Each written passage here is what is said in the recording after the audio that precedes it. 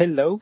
So there was a Kickstarter campaign, as I remember, in 2018, and I bought a copy of something that I thought was a graphic novel called Metal Made Flesh. And I got a very nice, cute book that had some nice drawings on it. And the first thing that I felt was I was disappointed and I should throw it away. But it had a very nice card on it, signed. And I said, okay, let me give it a second chance. And after, I don't know, a year, 2019, 2020, I started reading the first page. And I was like, hey, this thing is actually really, really good. But I don't have time now. And last 3 weeks, I grabbed it, I started reading it, I couldn't stop. I had the feeling that, hey, the Greek audience needs to know about these people, the work is great. And yesterday I had the second installment, which is a graphic novel, and with that, we have the creators of Metal Made Flesh. So hi. Hello. Oh, hi.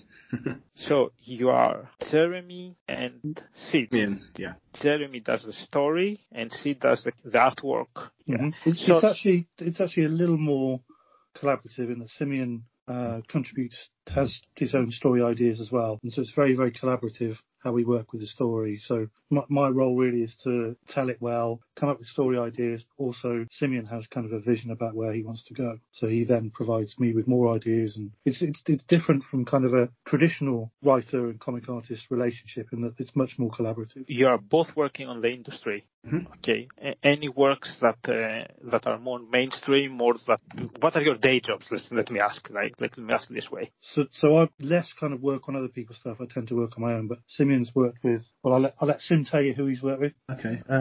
Mostly the last few years I've been working with Heavy Metal magazine. I've been doing stories. I did one with Grant Morrison. I think 2016. It was called Option 3. It was a short story. And then I did one with the rock band Motley Crue, and Leah Moore was writing. And since then I've contributed to the Megadeth anthology comic book graphic novel thing called Death by Design, and I also did a Def Leppard short for Heavy Metal, and I was also featured on my artwork was featured on the front and back cover for issue 294. I've done I've been working on a few other projects and stuff. Did something with Dan Fogler from Walking Dead and Fantastic Beasts called Brooklyn Gladiator. I did 25 pages for that. Just most recently I've been working with a friend called Jason Turner. We did collaboration. I did the art on his book, The Chrome Angel Murders. And so that's kind of been. I've mostly just been doing cyberpunk stuff, and Metal Made Flesh was kind of the gateway, got me noticed and stuff. What is Metal Made Flesh for someone who just heard the title right now? Well, Metal Made Flesh is a cyberpunk space opera. It's a little bit like Game of Thrones meets Blade Runner. It's basically about the last remnants of humanity who've been chased to the brink of extinction, and they're taking refuge on kind of a distant cyberpunk world where they're immigrants and they're basically treated as the lowest of the low. Basically centres around three main characters. You've got Isabel Weiss, who's kind of a cyborg, who's losing more and more of her humanity with each upgrade. You've got Phaon Nex, who, I don't want to give away too many spoilers, but he's basically an assassin trapped in the body of a small synthetic child. And then you've got Calabos, who's, again, don't want to give away too many spoilers, but he's basically a mutant war machine. So that's probably where I'll leave that one, because like I said, I don't want to give away too much about the story on that one. But so they basically, the first book is three independent stories where they're separate. And then throughout the series, the stories become more and more intertwined until it actually becomes one narrative. And how did you start thinking about it? Like, what was the spark? Because it has some interesting, like, that the humanity is at the verge of extinction and somewhere else. It's like... So Simeon, when I first met Simeon, he had a short story that he'd written. Just this incredible artwork, and the ideas were really good. It's called Hunters. So we basically took that away and said, well, we want to develop this and kind of create more of it. So really then initially I was just going to publish it and edit it and stuff. We were working with another writer, but he, for one reason or another, he had kind of other priorities that he wanted to work on. So I ended up writing a treatment for one story that Simeon had a kind of skeletal structure for, and that became Flesh. And then from there, basically, we had a beginning, middle and end worked out for the whole story arc, which was kind of in the original Hunters, or based on kind of the Hunters book. And then really it's just really kind of bringing a bit more depth and complexity to the characters and the story and all that kind of stuff. I think originally, like, I started with the Isabel Weiss character. This was way back early 2000s. I think in part it was inspired by a Bjork video by Chris Cunningham called All Is Full of Love. It's like a beautifully shot video with sort of Bjork is like this animatronic sort of android being built as she sings the song. And that's kind of where so the character came first, and then I just started. I was actually just working in the call center at the time, and then during downtime and stuff, I'd just be there doodling on the back of memos and whatnot. And I just started just developing these characters in this world, and it sort of grew on the back of memos, and then it turned into what Jeremy was talking about, the hunters. It just kind of went from there. So I'd say that I've always been into like cyberpunk and like Blade Runner and Ghost in the Shell, stuff like that. So the inspiration was there, but I don't know, it's just kind of grew out of that character, really. I want to ask you this. What attracts us so much into cyberpunk dystopias? I had that when I read as a kid, Neuromancer. Even with and in your work, and in other cyberpunk, I think that a part of me wants to be there. And I think like a part of my soul is left on your book, actually. I really do. I don't want to be, sound pompous. What do you think attracts us there so much? I don't know. For me, I've always been fascinated with the idea of the sort of the classic science fiction storytelling and the allegories and metaphors and stuff, and telling a story, whether it's like an actual story itself or the visual storytelling of characters and world building and things like that. I just like the fusion of how you can sort of project an image and like, for example, like Star Wars has got, even though it's not cyberpunk, from a sort of production design point of view, you can kind of, the visuals, you can see where the inspiration comes from, and it's kind of like an amalgamation of various different time periods and cultures and things like that. But with cyberpunk, I suppose you have like the sort of the future noir kind of sort of thing where it's sort of dirty tech, and it's instead of like a bright future, it's like they have all this amazing technology, but it's a sort of drab sort of world. I don't know. It's just interesting.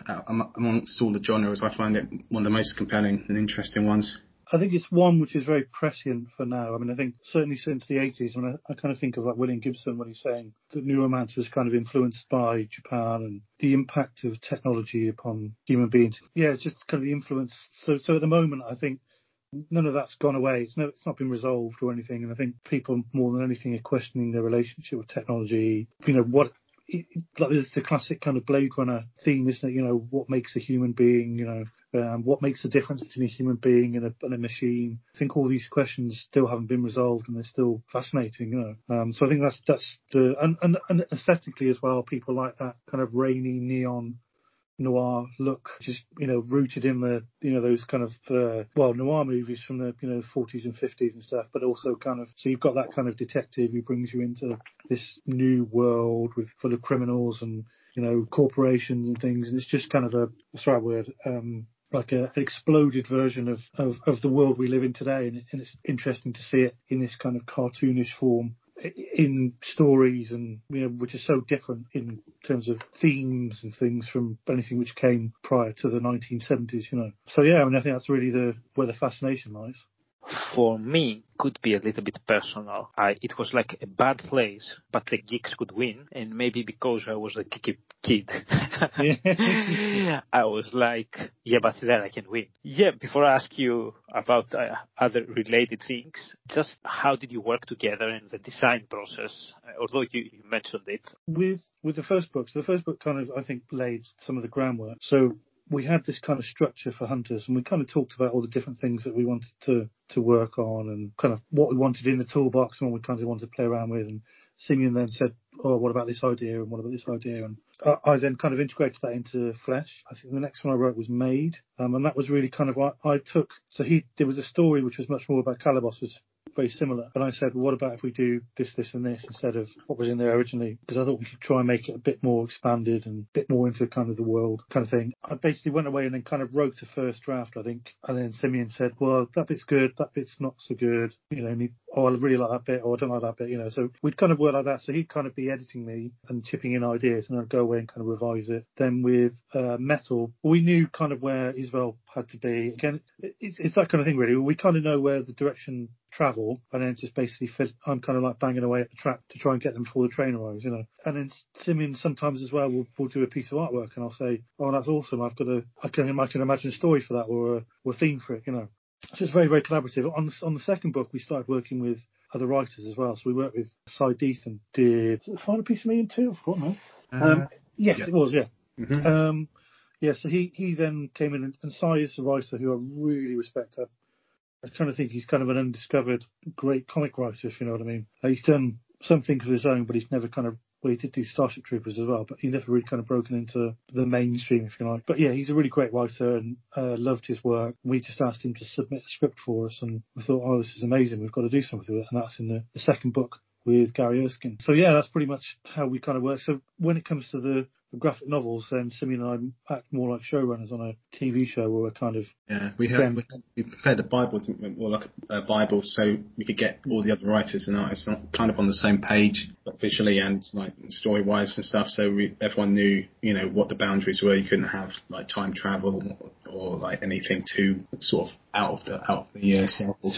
So the Bible is a guide for other writers that want to write in this universe? Just to make sure people don't stray too far, either visually or conceptually. Very interesting concept. And the books that you have published are three, I don't remember right now, there are three, and the Bible. I think is it not Cold Open, sorry, the other separate one?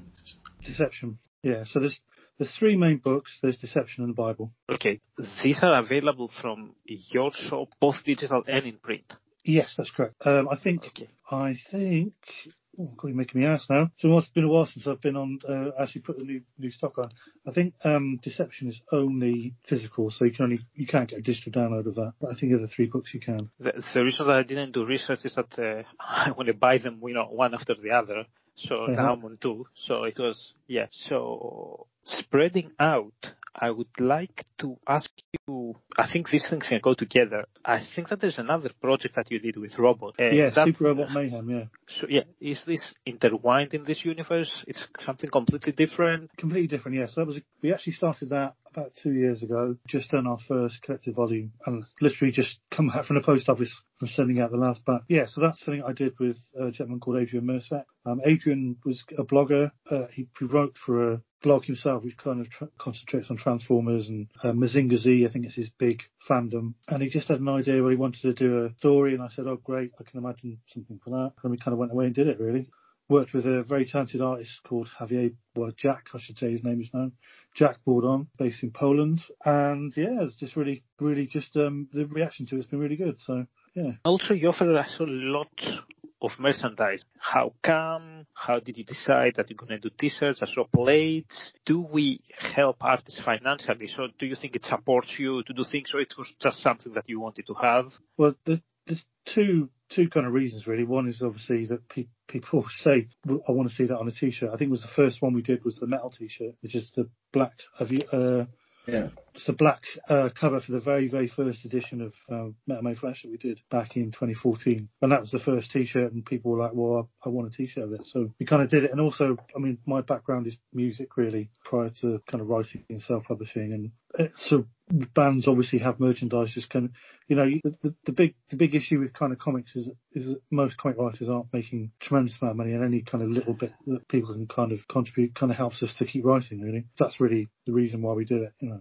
Okay. Yeah, this is an issue. And I think it is one of the most underappreciated arts. Something that I have in my work is that it's very difficult to have a taste for what is good and what is not good, because you cannot touch it. While, for example, a nice Apple computer, you can, you know, you feel from the style that there has to be something nice here. I think the problem with comic arts is because you flip the pages so fast. The mind cannot say, hey, you know, see how many things, you know, that person has from the page. You have to go and read it again to start appreciating it.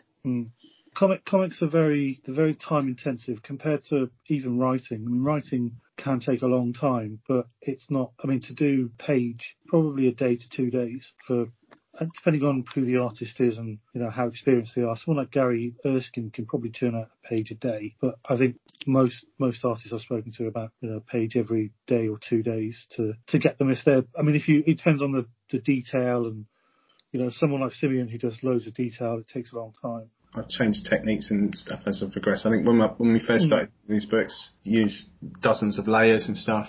And I mean, on the plus side, you get beautiful detail and lots of depth of field and stuff with, you know, different blurs and things. But ultimately, it became too time consuming. So haven't cut corners, but I've figured out ways of keeping the same kind of detail and look and stuff, but not making so many separate drawings. So it's much better production wise, because it take too long.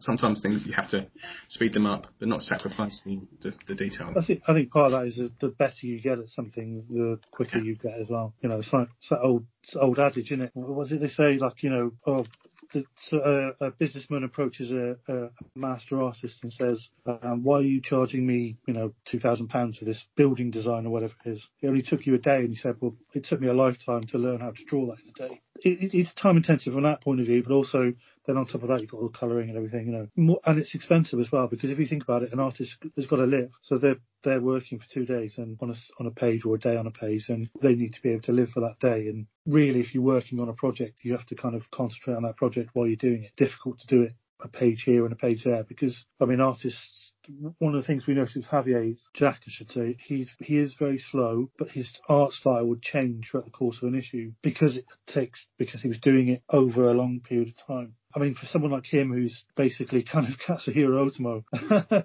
you know, the Akira artist, someone like that, if they change the style, it's not going to be something that you're going to complain about, because it's going to be awesome at the beginning and awesome at the end. But you can notice that if you're looking for it, you can notice that change, you know. So if they do it in one batch, it's a lot easier to be kind of a bit more consistent with it. So they kind of have to dedicate time to be able to sit down and do it. And if you've got bills to pay, sometimes you have to take other jobs, you know. It's a difference between kind of someone like Marvel, where they can kind of, you know, X thousands of pounds to pay an artist up front, and they can kind of wait 6 months to recoup that money on the sales of their comic, to someone who's living hand to mouth. It is challenging to be involved in comics and not, you know, just be dedicated to doing comics and not to do a side job. Are you both based in Scotland? No.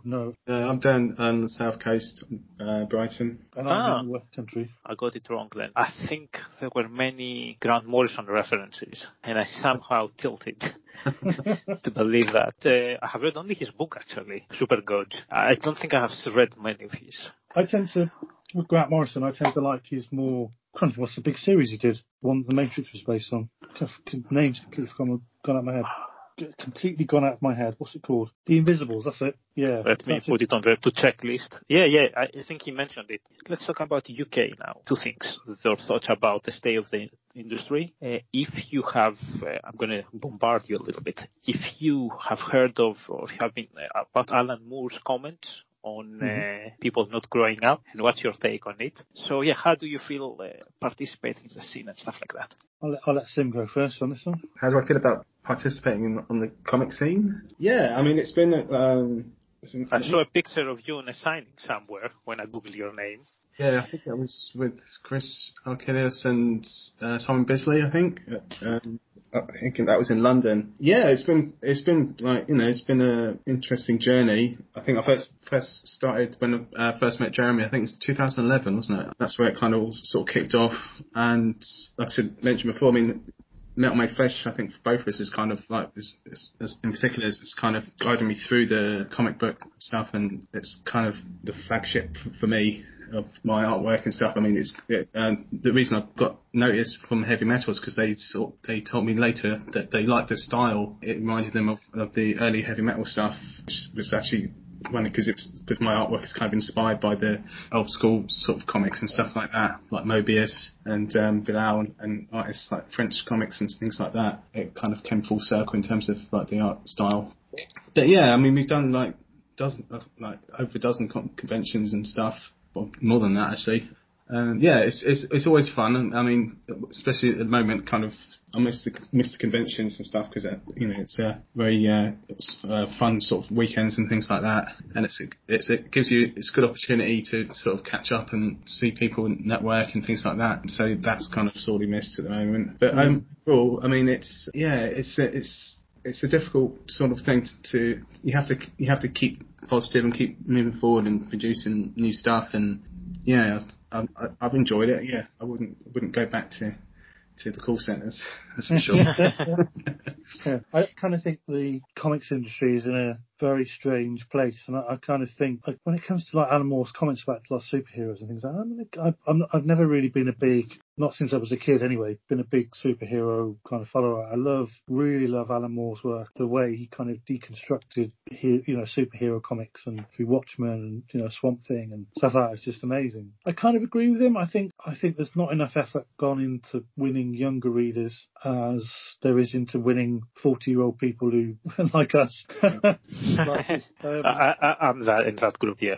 I think there's a lot of energy by people like DC and stuff into. I think was it the boss of DC said I make comics for 40-year-old men with lots of disposable income. So, but I think I'd like to see more. See, it's funny when it comes to comics that I read nowadays. I tend to find myself reading a lot more manga because I think the stories in manga are more interesting to me. Makes perfect sense. I think they cover kind of subjects. They have lots of ideas about things, and I think to a certain degree, I think there are great. I think the content of manga is more interesting generally. There's loads and loads of dross, loads of rubbish manga out there, about schoolgirls and all that kind of stuff. That doesn't interest me, but I think there is kind of a group of manga artists or manga writers who are doing very, very interesting work, which we don't get over here. And I kind of think if we could put the writers with some of the artists, because I think the art style and the narration in Western comics is generally better, not always, but generally better than kind of manga from an artistic point of view, But I tend to find myself kind of more drawn towards the kinds of stories to tell and the kind of subject matters they cover, really. I saw you're learning Chinese and not Japanese, if I am. Chinese? Well, yeah, I've got a degree in Chinese. I actually went to the university. Okay. Yeah, to a good degree, but yeah. Interestingly, one of the things I was really excited to tackle was Chinese comics, but they're generally not very good. I hate to say, a lot of the Chinese comics basically just rip off Japanese stuff, and they rip off the most popular stuff that Japanese does, which is like the moe, the cute little girls, which doesn't really interest me, and I think a lot of it is just not very good. There are some good ones. I struggle to think of it off the top of my head, but there's a guy, Paul Gravett, who's kind of an expert on Far Eastern comics, but he's pointed out some really good Chinese. There's a really good comic which is drawn by it's a robot, and I think it's written by a French writer and Chinese artist. The writer's name is Marizano. The artist's name is Shang, Shang. The comic is called Sam. It's published by Cinebook, but it's kind of the art in it. I felt that while we're talking, Cinebook would pop up at some point. Okay. At some point, I felt like someone's going to mention it. Like I had it, like I took note of it. Like if nobody does, I'm going to ask. But yeah, the artist and the art and stories is absolutely great. I think there's 4 volumes out, it just really reminds me of Tech on Concrete, which is an anime produced back in the mid 2000s, kind of like a bit artsy kind of anime. But yeah, this comic is like that. It's just great, really, really good. I love Cinebook. Yeah, amazing publisher. I heard about them in an interview with a local publisher, and I was telling him I don't find many European stuff. Humanoid's another publisher. Well, obviously they publish the called it's not Incal by Jodorowsky. It's his other one. Metabarons, yes. Yeah, I heard that as well. Kind of wrapping up, because people might not be with us for so long. COVID questions. How it has affected you personally in your work, and if you saw what happened in Diamond distribution in the US and the parallel network that the independent shops did, what's your thought about this? Your thoughts? I mean, I think for me it's been like a journey of becoming more confident in my work, and especially with like the conventions and things like that. You have to learn in order to be successful at those. I think for the most part you have to project confidence and sort of sell your work, but not sort of in a pushy salesman way. And a lot of the time we would get into conversations with people, and they would kind of gravitate towards the work based on sort of shared appreciation for various sort of genres and films and comics and things like that. I think the confidence thing translates as well with when you're pitching work or people approaching you to work. You have to, you can't be sort of second guessing yourself, or you've got to have project an aura of confidence and say that, convince them that you can deliver and stuff. And then when you go away, one of the things that I kind of tackled earlier or dealt with earlier on when I first started was I'd get very consumed with anxiety at the beginning of the project. I'd kind of get I'd start doubting myself, but you have to I learned that you have to sort of push past that, and then once you start working and the pages start coming out, then you kind of get that sort of rush, and you can see that it's coming together, and you kind of recognise that that's going to work. Yeah, you have to kind of, there's lots of things to be learned, you learn by mistakes and you have to make them in order to recognise them. I mean, it's a difficult, I forgot what the second part of the question was actually. It was about Diamond, I think. About what? Diamond, the largest store, stopped distributing. Oh yeah. And I think that in the US, the individual shops, they did something that you buy the stuff digitally, and when they opened up, you could go and get a physical copy. Oh yeah. I think that if you change the distribution, then the medium will change. You cannot totally distinguish them because, like, you could publish something in installments after someone buys them, they can go and get a hard copy. I don't think we have explored. We will see in the future what this one will. So for me, I much prefer. I'm an old fuddy-duddy, so I like physical comics. I don't really read comics online or digitally. I understand the desire not to have a whole house full of books. Just kind of gathering dust after you've read them, but I much prefer having a physical object in my hands to do it. So from that, I understand that times are changing and people like digital comics and things like that. So I think it's very difficult for comic shops to survive in this environment. I mean, everyone's struggling with COVID and everything, I think it's interesting that DC and Diamond have cut ties. We looked into distributing through Diamond before, and I think for a new publisher, it's very difficult unless you've got a lot of money, because you've got to back up the promotion. Diamond said they would accept, basically when you go to Diamond, do you know this already? I don't know if you've talked about this on your show at all, whether people would be interested in this kind of thing, but I can go into that kind of thing if you like. We haven't discussed it. We haven't someone who's close to it. So please go ahead. So we spoke to Diamond good few years ago, actually, very shortly after Metal May Flesh 1. Obviously, the first Metal May Flesh is probably not very suitable for Diamond because they're a comics distributor mainly. That's fine, understand that. But they were very keen on the graphic novels, some of the other stuff that we've done.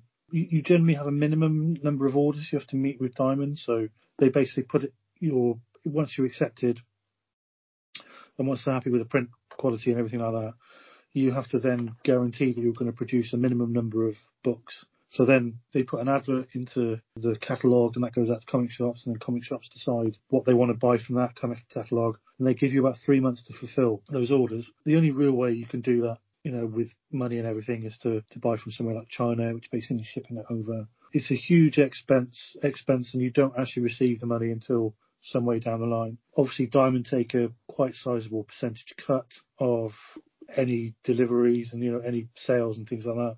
So in the end, we kind of felt, we don't have the cash flow to be able to go that route at this stage. So we've kind of kept to doing Kickstarters, and it served us well, but it does mean that our reach is kind of limited. We're still small. We're never going to be kind of like in every comic shop until we can find somebody who would kind of back us and go behind us and say, we'll front the money and be able to put it all together and put you in touch with so-and-so and get a marketing budget together and all that kind of stuff, So that's really why we're kind of quite small, but it's also a challenge for comic producers generally. And the big issue is that Diamond, because they are the only game in town, can really afford to take what they want in terms of the cut. If there was a more competitive market and comic shops were able to buy from different places and didn't then have to meet all kinds of quotas in order to be able to get access to Marvel, I think things would possibly be a bit easier to break into the direct market and comic shops in the States and things like that. Because really, this is the other thing as well you learn from Diamond, is that where the markets are. And the really big markets are in the United States. And they've got so many thousand comic shops compared to just over 100 or so in the UK, So a friend of mine, a guy called Stuart Gold, who runs a printer, was trying to do a UK direct market by approaching all the comic shops. But the thing is, so he was going to kind of do a Diamond for the UK, but the thing is, there's not enough shops in the UK to really kind of support that model. You really need to use. Okay, I didn't know that. Yeah. Yeah. So unless you've got the backing of someone like DC Thompson or 2000 AD, where they've already got distribution in the States and everything, it's quite difficult to. Because once you factored in the postage of getting maybe 3 books for a comic shop in Scotland, you don't really make any money at all. So you have to be prepared to lose a lot of money. So for us, we've tried to do things the kind of Kickstarter route and also directly at conventions. And then obviously at conventions you do meet comic shop owners and they will come up to you and say, well, can I take 10 books of this? And we then kind of work it out like that. And that kind of works out a bit more realistic to be able to get out there. We'd love to go with Diamond, but I think we need really kind of a bigger fish behind us to really do that properly with a full budget and all that, you know. Or something to change, which now we live in times of change, so we don't know. Okay. Exactly, yes. So, last one, which was the first comic book you read and which was the last one for both of you? And if there is something that I haven't asked you and you would like our audience to know about you. I remember I used to read the Dark Horse Aliens versus Predator and Terminator and stuff. I used to really like the covers of those. Probably something before that, but just off the top of my head, those are the earliest sort of comic books I used to like serious, like science fiction ones.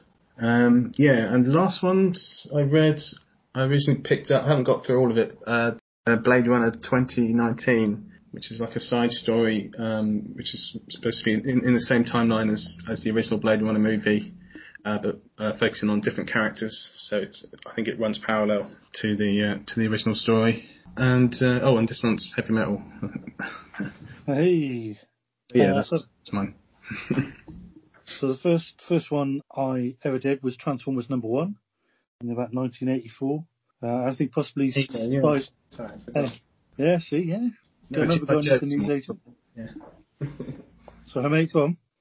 You just reminded me, yeah. Probably before that, there was it Action Force? It was called, or it was the UK version of G.I. Joe. Yeah. Action Force. Yeah. It's all coming back to me now. I remember there was a really great issue with the character. Do you know the ninjas, the Snake Eyes and Storm Shadow? Yeah. One particular issue where it had no text because Snake Eyes never speaks, and it was all about him sneaking into a base, and Storm Shadow was hot on his heels and stuff. Yeah, I can't remember the specifics of it, but I remember that being really wowed by that comic because it was all visual storytelling. Yeah, it's great. I remember that one as well. But weirdly, just you saying it, suddenly, God, yeah, really pulled back memories. I think that was after Transformers 1, though. I think it was after 84. Yeah, maybe at some point. Yeah, I think it was Larry. Was it Larry? Just after Larry Hannah did it. My old friend. So I think the last one I read is Blood on the Tracks by Shuzo Oshimi. He's the guy who kind of wrote Haku no Hana, which is I don't want to go on about that because I wax lyrical about it all day. But Blood on the Tracks is another kind of mad story about an abusive mother. It doesn't sound very funny or fun, and it's kind of a dark, twisted tale, which I think is great. That was all from me. I don't know if you have any future plans. I forgot to ask. Like we talked about the present and the past. Like what are the next things that you're going to release? And with that, I think we should shut up because if someone is with us for 40-50 minutes, it doesn't happen. It's like 10 people. So yeah, future plans and bye-bye. We're kind of talking about relighting the old torch with Meltmade Flesh because it's been sort of out of. We've not been working on it. We've been doing our own thing. So we're thinking of getting the band back together. I'm actually doing some work this weekend. I'm going to hopefully release it next week, like a new image. From Cyber. Yeah, I've got another few things. Yeah, so watch this space. So yeah, Metal Made Flesh 4, that'll be 2021. What else am I working on? So yeah, pretty much sequels really. So Mayhem 2, Bearlands 2, which is kind of a zombie bears, fun little zombie comic. And then just writing other stories. I've been kind of writing more prose, science fiction, Black Mirror-y type stuff under various pseudonyms. So some of those are out now, which I'm not going to say who they are, and other ones will be coming out soon. But yeah, that's pretty much what I'm doing. Okay. Also, you can find all of the Metal Made Flesh content on metalmadeflesh.com. You can follow my artwork, and I've got a website with gallery prints and whatnot. It's astonart.co.uk, or you can find me on Instagram, just astonart, and that's it. So yeah, metalmadeflesh.com again for all the books, subversivecomics.com for Mayhem, Zombie Bears, at Subversive Comics on Instagram.